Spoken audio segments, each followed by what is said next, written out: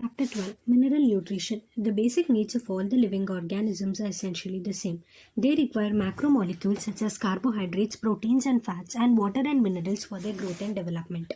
This chapter focuses mainly on inorganic plant nutrition, where you will study the methods to identify elements essential to growth and development of the plants and the criteria for establishing the essentiality.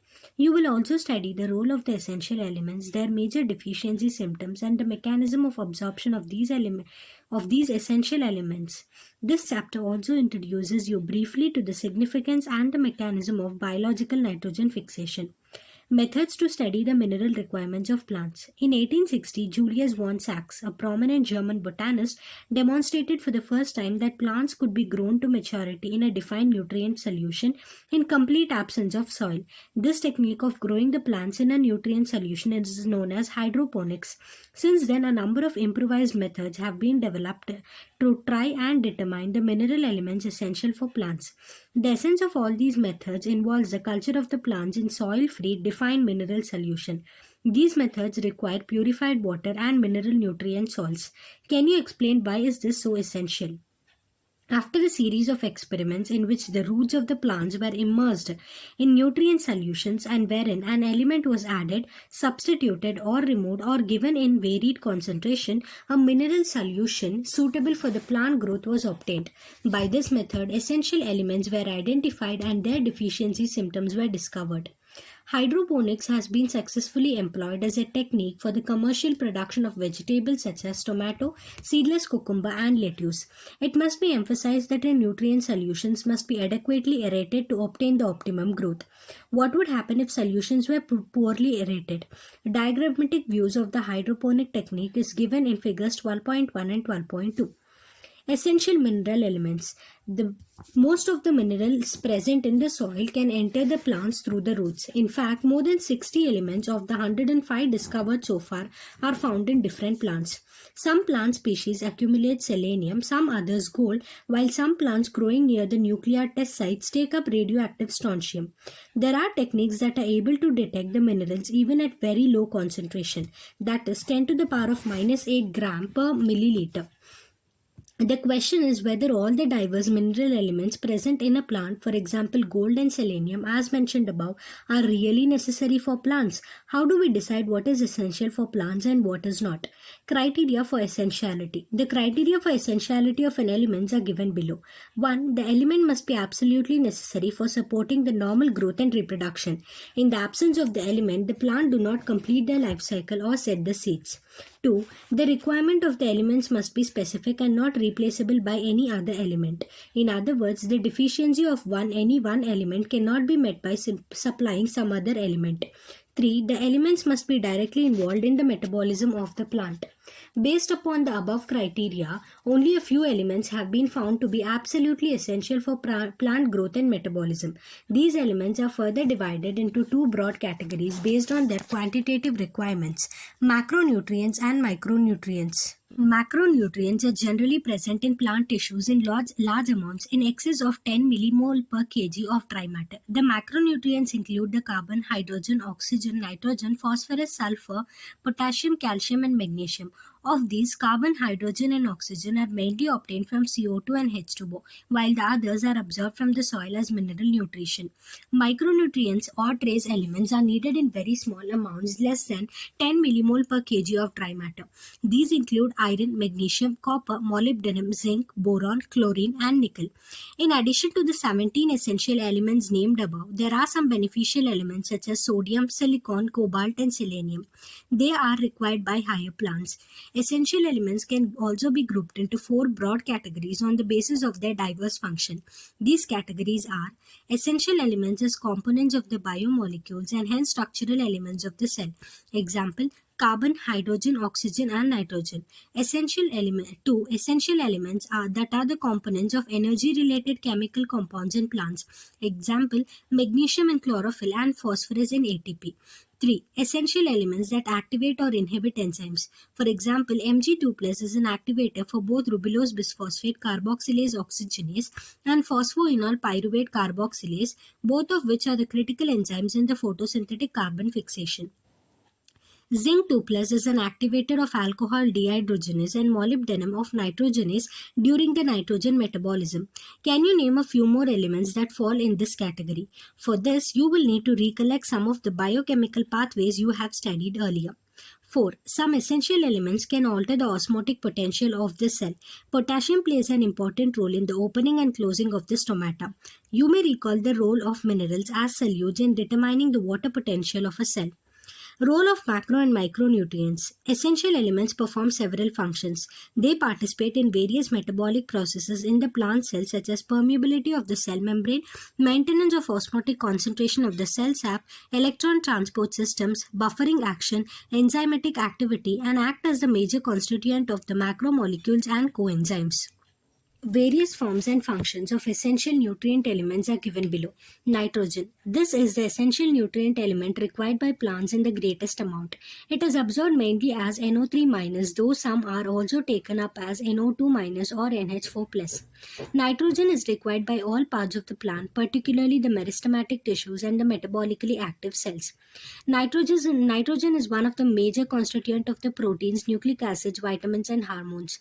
Phosphorus. Phosphorus is absorbed by the plants from the soil in the form of phosphate ions, either as H2PO4- or HPO42-. Phosphorus is a constituent of the cell membranes, certain proteins, all nucleic acids, and nucleotides, and is required for all phosphorylation reactions. Potassium. It is absorbed as potassium ions K+. In plants, this is required in more abundant quantities in the meristematic tissues, buds, leaves, and root tips. Potassium helps to maintain an anion-cation balance in the cells and is involved in protein synthesis, opening and closing of stomata, activation of enzymes, and in the maintenance of turgidity of the cells. Calcium. Plants absorb calcium from the soil in the form of calcium ion Ca2+. Calcium is required by the meristematic and the differentiating tissues. During cell division, it is used in the synthesis of the cell wall, particularly as calcium pectate in the middle lamellae. It is also needed during the formation of the mitotic spindle. It accumulates in older leaves. It is involved in the normal functioning of the cell membrane. It activates certain enzymes and plays an important role in regulating metabolic activities. Magnesium. It is absorbed by the plants in the form of the divalent Mg2+ ions. It activates the enzymes of respiration, photosynthesis, and are involved in the synthesis of DNA and RNA. Magnesium is a constituent of the ring structure of chlorophyll and helps to maintain the ribosome structure. Sulfur. Plants obtain sulfur in the form of sulfate SO4 2-. Sulfur is present in two amino acids, cysteine and methionine, and is the main constituent of the several coenzymes. Vitamins like thiamine, biotin, coenzyme A, and ferredoxin. Iron. Plants obtain iron in the form of ferric ions Fe3+. It is required in larger amounts in comparison to other micronutrients. It is an important constituent of proteins involved in the transfer of electrons like ferredoxin and cytochromes. It is reversibly oxidized from Fe2+ to Fe3+ during electron transport. It activates catalase enzyme and is essential for the formation of chlorophyll. Manganese. It is absorbed in the form of manganese ion Mn2+. It activates many enzymes involved in photosynthesis, respiration, and nitrogen metabolism. The best defined function of manganese is in the splitting of water to liberate oxygen during photosynthesis. Zinc. Plants obtain zinc as Zn2+ ion. It activates various enzymes, especially carboxylases. It is also needed in the synthesis of auxin. Copper. It is absorbed as cupric ion Cu2+. It is essential for the overall metabolism in plants. Like iron, it is associated with certain enzymes involved in redox reactions and is reversibly oxidized from Cu+ to Cu2+. Boron. It is absorbed as BO3 3- or B4O7 2-. Boron is required for the uptake and utilization of calcium, membrane functioning, pollen germination, cell elongation, cell differentiation, and carbohydrate translocation. Molybdenum. Plants obtain it in the form of molybdate ions MOO2 2+. It is a component of the several enzymes, including nitrogenase and nitrate reductase, both of which participate in nitrogen metabolism. Chlorine. It is absorbed in the form of chloride ion Cl-. Along with Na+ and K+, it helps in determining the solute concentration and the anion-cation balance in the cells. It is essential for the water-splitting reaction in photosynthesis, a reaction that leads to oxygen evolution. Deficiency symptoms of essential elements. Whenever the supply of an essential element becomes limited, plant growth is retarded. The concentration of the essential element below which the plant growth is retarded is termed as the critical concentration. The element is said to be deficient when present below the critical concentration. Since each element has one or more specific structural or functional role in plants, in the absence of any particular element, plants show certain morphological changes. These morphological changes are indicative of certain element deficiencies and are called deficiency symptoms. The deficiency symptoms may vary from element to element and they disappear when the deficient mineral nutrient is provided to the plant. However, if the deprivation continues, it may eventually lead to the death of the plant. The parts of the plant that show the deficiency symptoms also depend on the mobility of the element in the plant. For elements that are actively mobilized within the plants and exposed to young developing tissues, the deficiency symptoms tend to appear first in the older tissues. For example, the deficiency symptoms of nitrogen, potassium, and magnesium are visible first in the senescent leaves. In the older leaves, biomolecules containing these elements are broken down, making these elements available for mobilizing to younger leaves. The deficiency symptoms tend to appear first in the young tissues whenever the elements are relatively immobile and are not transported out of the mature organs. For example, elements like sulfur and calcium are a part of the structural component of the cell and hence are not easily released. This aspect of the mineral nutrition of the plants is of great significance and importance to agriculture and horticulture. The kind of deficiency symptoms shown in plants include chlorosis, necrosis, stunted plant growth, premature fall of leaves and buds, and inhibition of cell division. Chlorosis is the loss of chlorophyll leading to yellowing in leaves. This symptom is caused by the deficiency of the elements nitrogen, potassium, magnesium, sulfur, iron, manganese, zinc, and molybdenum. Likewise, necrosis or death of the tissue, particularly the leaf tissue, is due to the deficiency of calcium, magnesium, copper, and potassium. Lack or low level of nitrogen, potassium, sulfur, molybdenum causes an inhibition of cell division. Some elements like nitrogen, sulfur, molybdenum delay flowering if their concentration in plants is low.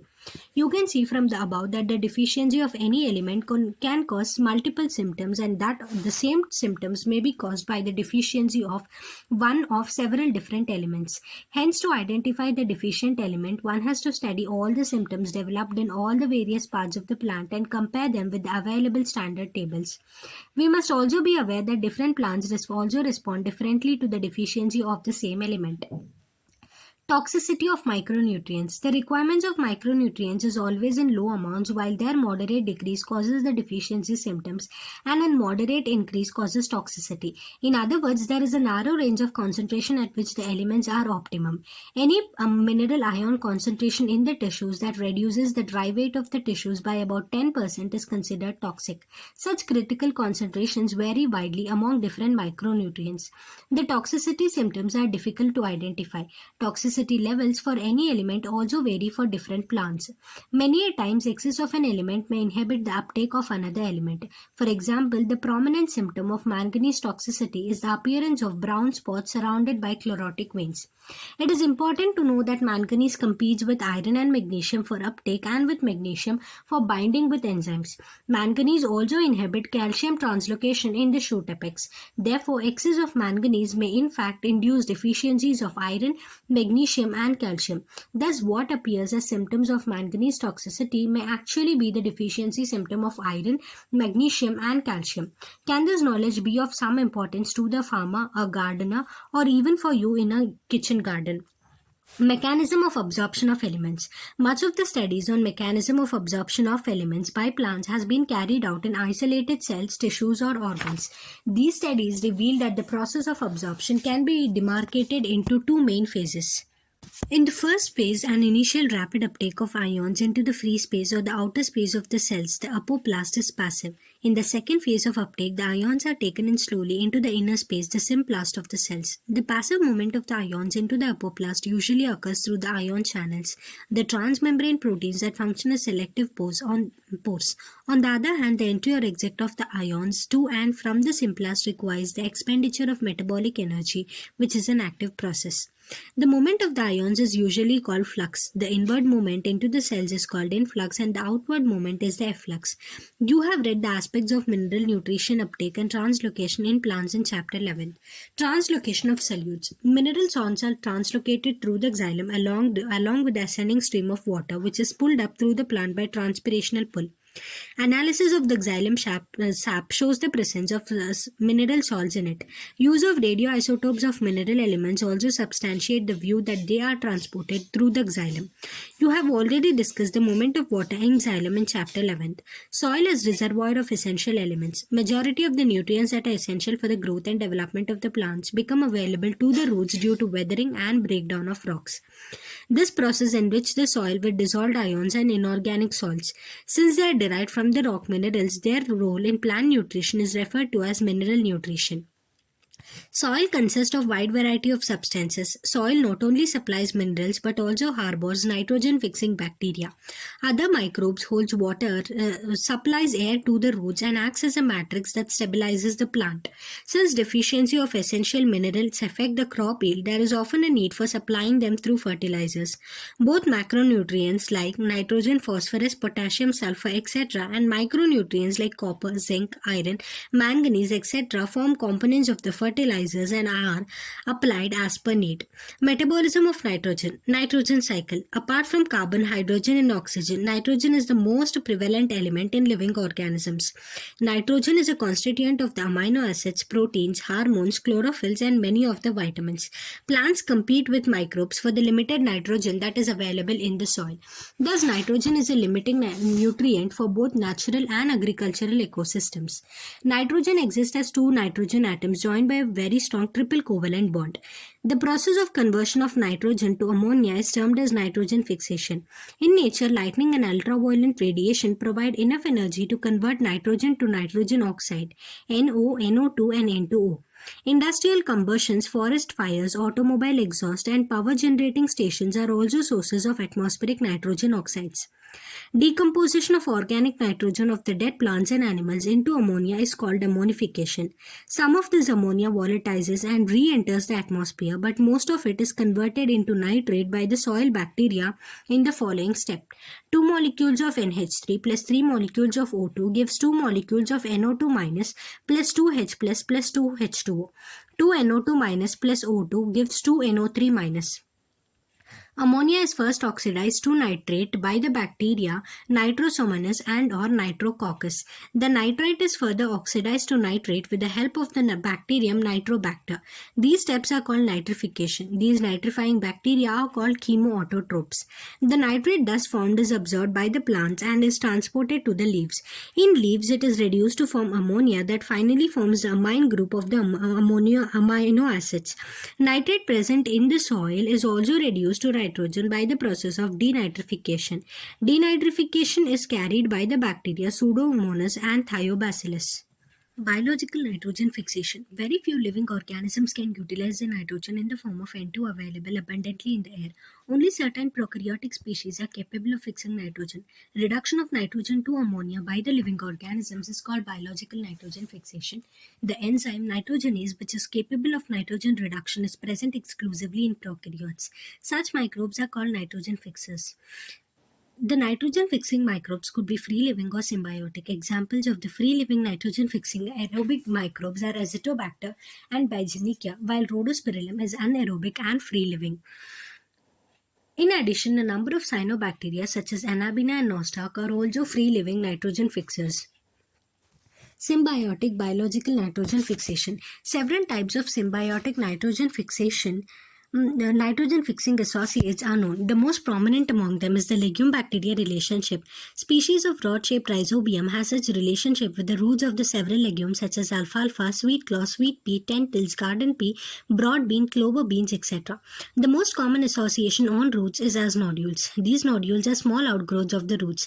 The microbe Frankia also produces nitrogen-fixing nodules on the roots of non-leguminous plants, example alnus. Both rhizobium and Frankia are free-living in soil, but as symbionts can fix atmospheric nitrogen. Uproot any one plant of a common pulse just before flowering. You will see near spherical outgrowths on the roots. These are nodules. If you cut through them, you will notice the central portion is red or pink. What makes the nodules pink? This is due to the presence of the leguminous hemoglobin or the leg hemoglobin. Nodule formation. Nodule formation involves a sequence of multiple interactions between the rhizobium and the roots of the host plant. Principal stages in the nodule formation are summarized as follows. Rhizobia multiply and colonize the surroundings of the roots and get attached to the epidermal and root hair cells. The root hairs curl and the bacteria invade the root hair. An infection thread is produced carrying the bacteria into the cortex of the root where they initiate the nodule formation in the cortex of the root. Then the bacteria are released from the thread into the cells, which leads to the differentiation of the specialized nitrogen fixing cells. The nodule thus formed establishes a direct vascular connection with the host for the exchange of the nutrients. These events are depicted in figure 12.4. The nodule contains all the necessary biochemical components such as enzyme nitrogenase and leg hemoglobin. The enzyme nitrogenase is a molybdenum iron protein and catalyzes the conversion of the atmospheric nitrogen to ammonia, the first stable product of nitrogen fixation. The reaction is as follows. N2 plus 8 electrons plus 8 H plus 16 ATP gives 2 NH3 plus H2 plus 16 ADP plus 16 phosphate. The enzyme nitrogenase is highly sensitive to the molecular oxygen. It requires anaerobic conditions. The nodules have adaptations that ensure that the enzyme is protected from the oxygen. To protect these enzymes, the nodule contains an oxygen scavenger called like hemoglobin. It is interesting to note that these microbes live as aerobes under free living conditions where nitrogenase is not optional. But during nitrogen fixing events, they become anaerobic, thus protecting the nitrogenase enzyme. You must have noticed in the above reaction that the ammonia synthesis by the nitrogenase requires a very high input of energy, 8 ATP for each NH3 produced. The energy required thus is obtained from the respiration of the host cells. Fate of ammonia. At physiological pH, ammonia is protonated to form NH4 plus ammonium ion. While most of the plants can assimilate nitrate as well as ammonium ions, the latter is quite toxic to plants and hence cannot accumulate in them. Let us now see how the NH4 plus is used to synthesize amino acids in plants. There are two main ways in which this can take place. 1. Reductive amination. In this process, ammonia reacts with the alpha-ketoglutaric acid and forms glutamic acid as indicated in the equation given below. Alpha-ketoglutaric acid plus NH4 plus NADPH under the presence of glutamate dehydrogenase gives glutamate plus H2O plus NADP. 2. Transamination. It involves the transfer of the amino groups from one amino acid to the keto group of the keto acid.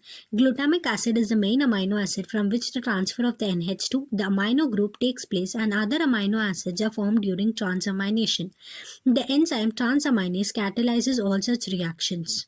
The two most important amides, asparagine and glutamine, found in the plants are the structural part of the proteins. They are formed from two amino acids, namely aspartic acid and glutamic acid respectively, by addition of another amino group to each. The hydroxyl part of the acid is replaced by another NH2- radical. Since amides contain more nitrogen than the amino acids, they are transported to other parts of the plant via the xylem vessels. In addition, along with the transpiration stream, the nodules of some plants, example soybean, export the fixed nitrogen as urites.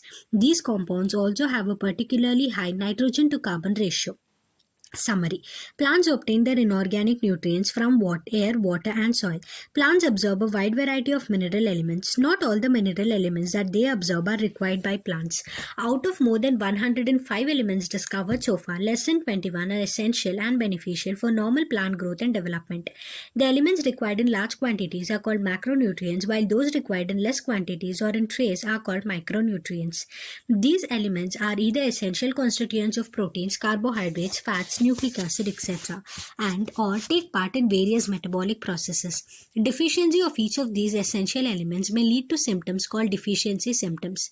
Chlorosis, necrosis, stunted growth, impaired cell division, etc. are some prominent deficiency symptoms. Plants absorb minerals through roots by either passive or active process. They are carried to all parts of the organism through xylem along with water transport. Nitrogen is very essential for the sustenance of life. Plant cannot use the atmospheric nitrogen directly directly. But some of the plants, in association with the nitrogen fixing bacteria, especially the roots of the legumes, can fix this atmospheric nitrogen into biologically usable forms. Nitrogen fixation requires a strong reducing agent and energy in the form of ATP. Nitrogen fixation is accomplished with the help of nitrogen fixing microbes, namely rhizobium. The enzyme nitrogenase, which plays an important role in biological nitrogen fixation, is very sensitive to oxygen. Most of the process takes place in anaerobic environment. The energy ATP is required is provided by the respiration of the host cells. Ammonia produced following nitrogen fixation is incorporated into amino acids as the amino group.